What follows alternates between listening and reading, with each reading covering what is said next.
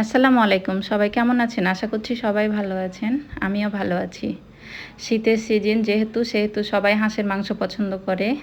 আমিও রান্না করব, আমরাও অনেক পছন্দ করি। মশলা আছে এখানে লবণ, ধনে, হলুদ, মরিচ গুঁড়া, জিরা গুঁড়া সবগুলোই দেওয়া আছে। আর এখানে আছে পেঁয়াজ কুচি, গরম মশলা, আদা বাটা, রসুন বাটা। আমি রান্নার সময় দেখিয়ে দেব কোনটা কতটুক লাগবে, আমি বলে দেব। আমরা এখন মূল রান্নায় চলে যাব।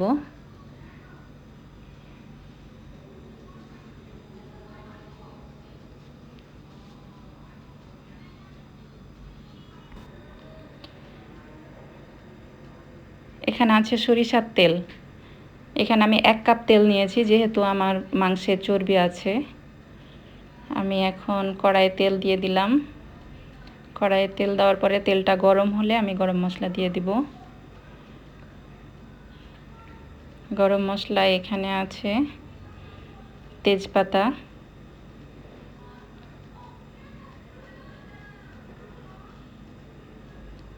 আর বড় এলাচ, দারচিনি,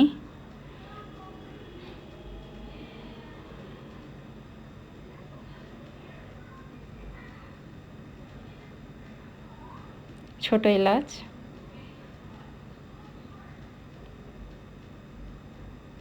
কয়েকটা লং, কয়েকটা কালো গোলমরিচ। এটা আমি কিছুক্ষণ তেলে ভাজার পরে আমি পেঁয়াজটা দিয়ে দিব। আমি এখন পেঁয়াজ দিচ্ছি 2 কাপ মতো।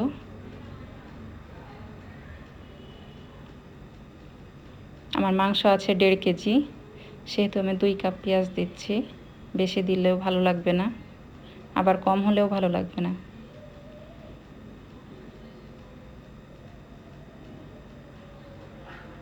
আমি কিছুক্ষণ ভাজবো পেঁয়াজটাকে। ভেজে ব্রাউন কালার আসবে যখন, তখন আমি মাংসটা দিয়ে দিব।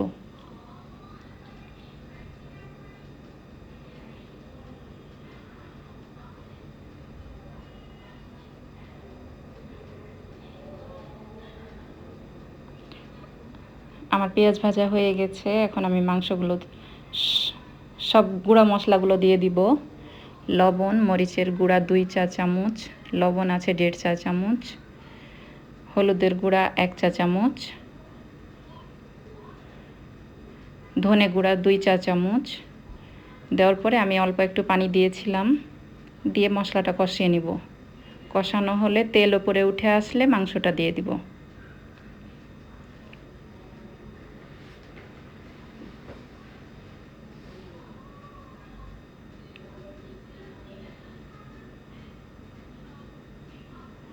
মাংসটা দেওয়ার পরে আমি কষাতে থাকবো। এখন কিছুক্ষণ নাড়াচাড়া করার পরে ঢাকনা দিয়ে ঢেকে দিব।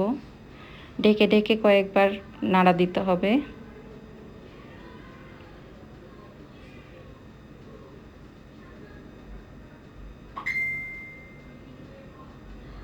আমি এখন ঢেকে দিচ্ছি ঢাকনা দিয়ে। 5 মিনিট পর পর উঠিয়ে নাড়া দিতে হবে। দেখেন একটু করে তেলও ভেসে আসছে, পানিটাও ছেড়ে দিচ্ছে।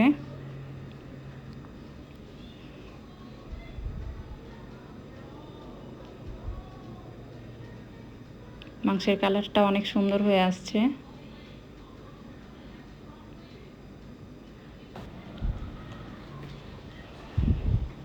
আমি ঢাকনা দিয়ে দিয়ে অনেক ভালোভাবে কষাচ্ছি, কারণ হাঁসের মাংস ভালো করে না কষালে কিন্তু খাওয়া যায় না, গন্ধ করে। সেই গন্ধটা যেন না থাকে, সেজন্য আমি অনেকক্ষণ, প্রায় আধা ঘন্টা মতো এরকম হালকা আঁচে কষিয়েছি।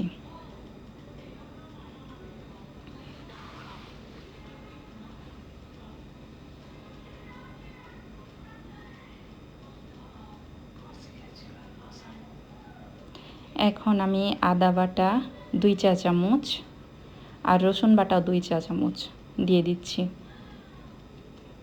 15 মিনিট কষানোর পরে এটা আমি দিলাম, তাহলে টেস্টটা অনেক ভালো থাকে। আর প্রথমে দিয়ে দিলে অত গন্ধটা থাকে না।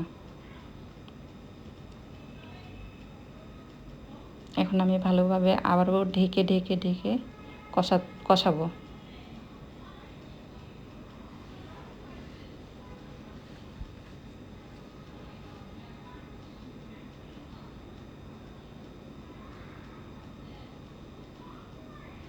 আবার ঢাকনা দিয়ে ঢেকে দেব। কষানো শেষ হলে আমি গরম পানি দিয়ে দেব। দেখেন তেলটা কত সুন্দর ভেসে উঠেছে, এখন তেলটা ছেড়ে দিয়েছে।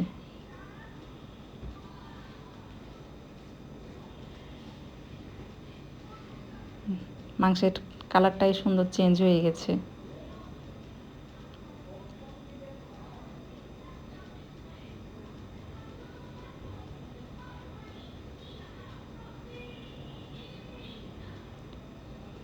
এই পর্যায়ে আমি পানি দিয়ে দিচ্ছি কফি মগের 3 মগ মতো পানি, গরম পানি। ঠান্ডা পানি দিলে মাংসের টেস্টটা নষ্ট হয়ে যায়।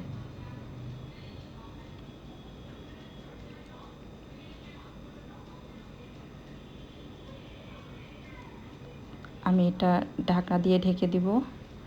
ফুটে ওঠা পর্যন্ত আমি অপেক্ষা করছি।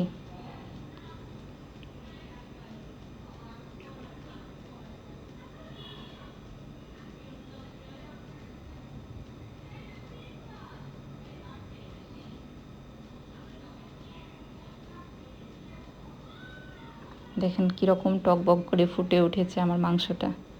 সুন্দরভাবে সিদ্ধ হওয়া পর্যন্ত আমরা অপেক্ষা করব। এটা আঁচটা কমিয়ে দিব, যেন তাড়াতাড়ি পানি শুকিয়ে গেলে মাংস যদি না সিদ্ধ হয় তাহলে কিন্তু খাওয়া যাবে না। এজন্য আমি চুলার আঁচটা কমিয়ে দিব।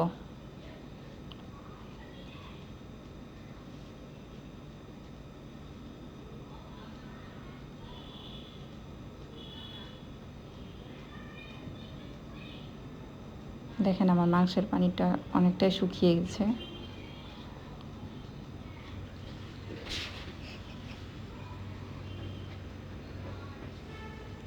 এই পর্যায়ে আমি দিয়ে দিচ্ছি 1 চা চামচ গরম মশলার গুঁড়া আর 2 চা চামচ ভাজা জিরার গুঁড়া। এটা রান্না শেষে দিতে হয়, তাহলে টেস্টটা অনেক সুন্দর থাকে। আর আমি 6-7টি মতো কাঁচামরিচ দিয়ে দিলাম।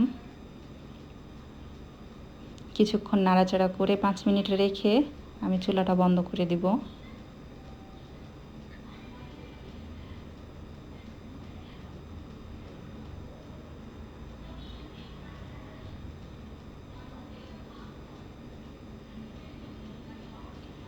আমি চুলাটা বন্ধ করার পরে পরিবেশন করব। দেখেন কি সুন্দর, অসাধারণ। দেখলেই আপনাদের খেতে ইচ্ছা করবে।